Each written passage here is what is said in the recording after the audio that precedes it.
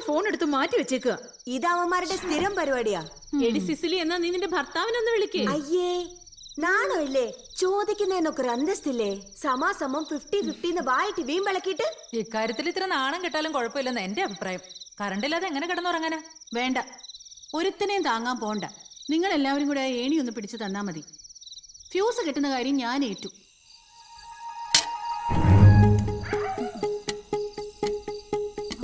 പതുക്കെ പതുക്കെ. ആ, സൂക്ഷിച്ച്.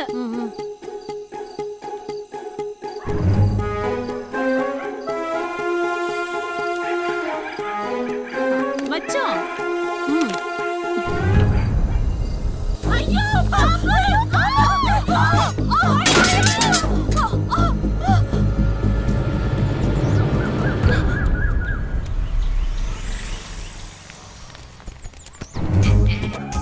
ഫയർഫോഴ്സ് വരണേ!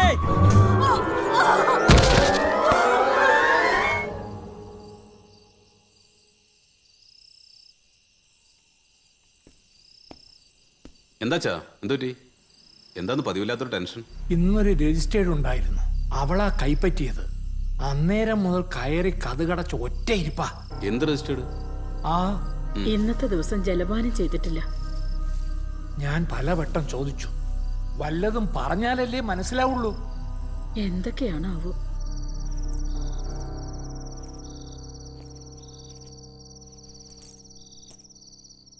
ഇന്നെന്താ പുതിയ ഭൂകമ്പം?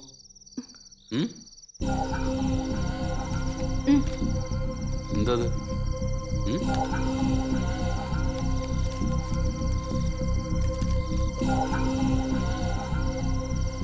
ഓ, ഇത്രയേ ഉള്ളൂ? ഇതിനായിരുന്നു ഇത്രയും വലിയ പൂവില്? ഇത്രയേ ഉള്ളൂന്നോ? ചിരിച്ചു തള്ളാനായിട്ട് അത്ര നിസ്സാര കാര്യമാണോ ഇത്? വനിതാ കമ്മീഷനിൽ നിന്ന് വന്ന സമൻസാ. നിങ്ങളുടെ സ്റ്റാഫാണ് പരാതിക്കാരി. അതൊക്കെ എനിക്ക് മനസ്സിലായി. അവര് കൊടുത്ത പരാതി അന്വേഷിക്കാൻ അവർ എനിക്കൊരു സമൻസ് അയച്ചു. That's all. ഞാൻ നേരിട്ട് ഹാജരായി കാര്യങ്ങൾ ബോധ്യപ്പെടുത്തുമ്പോ കേസ് അങ്ങ് തീരും. എങ്ങനെ തീരും? നിങ്ങൾ അവളെ പീഡിപ്പിക്കാൻ ശ്രമിച്ചെന്നാ കേസ്. അത് കള്ളപ്പരാതിയാണെന്ന് തെളിയിക്കാൻ എനിക്കറിയാം. കള്ളപ്പരാതിയോ? കല്യാണം കഴിക്കാത്ത ഒരു പെണ്ണ് ഒരാൾ പീഡിപ്പിച്ചെന്ന് പരാതി കൊടുക്കില്ല. എടി, നിനക്കിപ്പോ എന്നേക്കാൾ വിശ്വാസം നിന്റെ ആ അലവലാതി കൂട്ടുകാരികൾ പറയുന്നതാണ് അല്ലേ?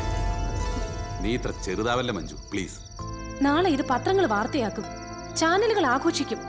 അപ്പോഴോ? പത്രങ്ങളും ചാനലുകളും എന്തും പറഞ്ഞോട്ടെ, എനിക്കതിൽ ഒരു വിഷമമില്ല. പക്ഷെ നീ എന്നെ വിശ്വസിക്കാതിരിക്കുന്നതാണ് കഷ്ടം. ഞാനിനി ആൾക്കാരുടെ മുഖത്ത് എങ്ങനെ നോക്കും? ഓ, അപ്പൊ അതാണ് പ്രശ്നം. നീ എങ്ങനെ ആളുകളുടെ മുഖത്ത് നോക്കും? നീ എങ്ങനെ ജീവിക്കും? ഈ സാഹചര്യത്തിൽ എന്റെ കൂടെ നിൽക്കുന്നതിന് പകരം നിനക്കുണ്ടാകുന്ന പ്രശ്നങ്ങൾ മാത്രമാണ് നീ ചിന്തിക്കുന്നത്. നോക്കു മഞ്ജു, തൊട്ടു പോകരുത് തന്നെ.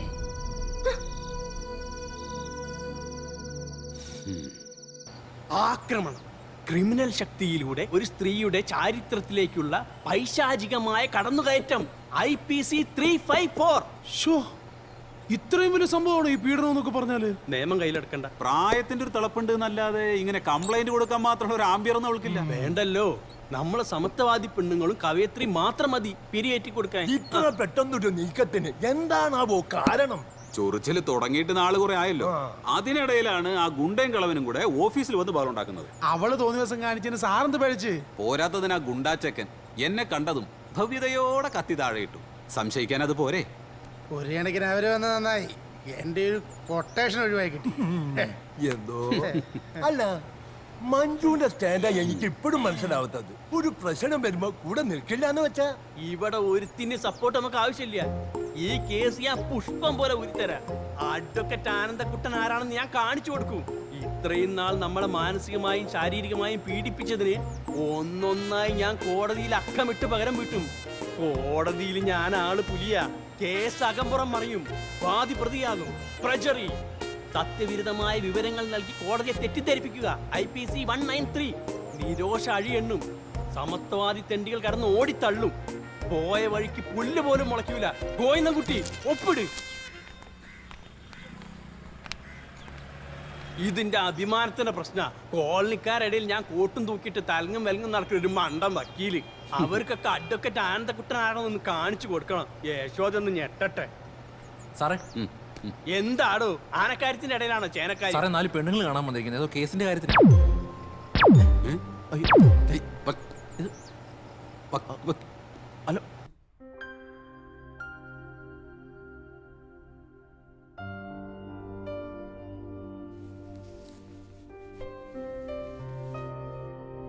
നിന്നെ നഷ്ടപ്പെട്ട പിന്നെ ഞാൻ ജീവിച്ചിരിക്കില്ല. നീ എന്നെ ചതിക്കൂടാ. അയ്യേ ഡോൺ ബി സില്ലി. നീ എന്താ ഇങ്ങനെയൊക്കെ പറയുന്നത്? വിവാഹത്തെക്കുറിച്ച് പറയുമ്പോഴെല്ലാം നീ ഒഴിഞ്ഞു മാറുന്നു. ഞാനൊരു പൊട്ടിയൊന്നുമല്ല. ഇതാണ് ഈ ആണും പെണ്ണുമായിട്ടുള്ള വ്യത്യാസം. നിങ്ങൾ പെണ്ണുങ്ങൾ വെറുതെ സ്വപ്നങ്ങൾ നെയ്തുകൊണ്ടേയിരിക്കും. പക്ഷെ ഞങ്ങൾ ആണുങ്ങൾ അങ്ങനെയല്ല, വെരി പ്രാക്ടിക്കൽ. നിന്നെ കൊണ്ടുപോയി വാടക വീട്ടിൽ കിടത്താനോ പട്ടിണിക്കിടാനോ ഞാൻ തയ്യാറല്ല. പൊറുപ്പിക്കുന്നെങ്കിൽ അന്തസ്സായിട്ട് ഒരു രാജ്ഞിയെ പോലെ. വിൽഫ്രഡ് മഹാരാജാവ് എന്താ ഇപ്പൊ പിച്ചക്കാരനാണോ? ഏയ് കമോൺ നിരോഷ. ബിസിനസ്സിൽ പമ്പ് ചെയ്ത കോടികൾ അത് ഉടനെ വിഡ്രോ ചെയ്യാൻ പറ്റുമോ? എനിക്കിപ്പോൾ ഈ ദുബായ് പ്രോജക്റ്റിന് അത്യാവശ്യമായിട്ടൊരു 50 ലക്ഷം രൂപ വേണം. Otherwise I will lose the amount that I have already invested. ഇതൊക്കെ നീ എന്നോട് പറഞ്ഞാ ഞാൻ എന്ത് ചെയ്യാനാ? ദിവസവും ബാങ്കിൽ കോടികളിട്ട് അമ്മാനമാടുന്നവളല്ലേ നീ. അതിൽ നിന്ന് കുറച്ച് കാശ് എനിക്ക് വേണ്ടി എടുത്ത് മാറ്റി വെച്ചൂടെ? എന്ന് വെച്ചാ തൽക്കാലം ഒരു അഡ്ജസ്റ്റ്മെന്റ്. എന്റെ 2 കോടി നഷ്ടപ്പെടാതിരിക്കാൻ 2 മാസത്തിനകം തിരിച്ചെടുത്ത് തരാം, മുതലും പലിശയും ചേർത്ത്. Don't you believe me? പോടാ അവിടുന്ന്. It's not as simple as you make it seem. ഗോവിന്ദ കുട്ടിയെ വില്ലിക്ക് അറിയാഞ്ഞിട്ടാ. പിന്നെ അയാൾ ദിവസം ലോക്കറിൽ കയറി കാശ് എണ്ണി നോക്കാൻ പോവല്ലേ.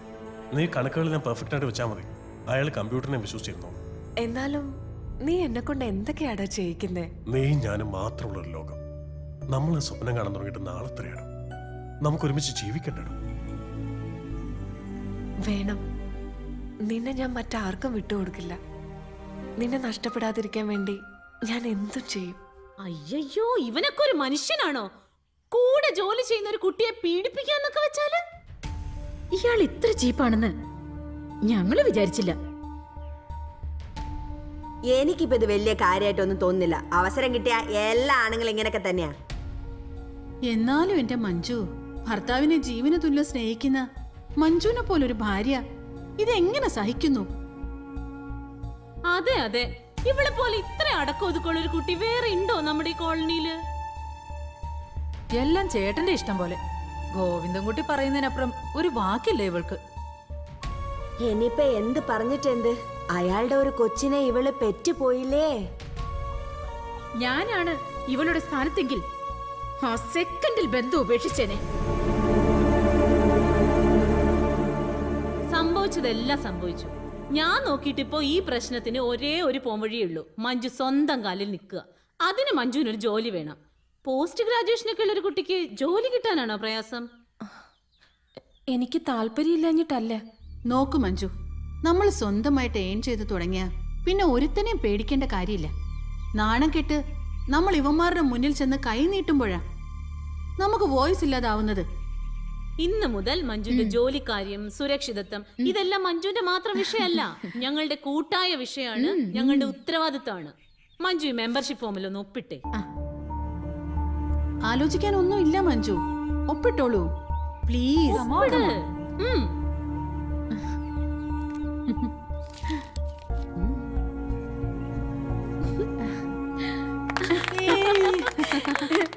കൺഗ്രാറ്റുലേഷൻസ്.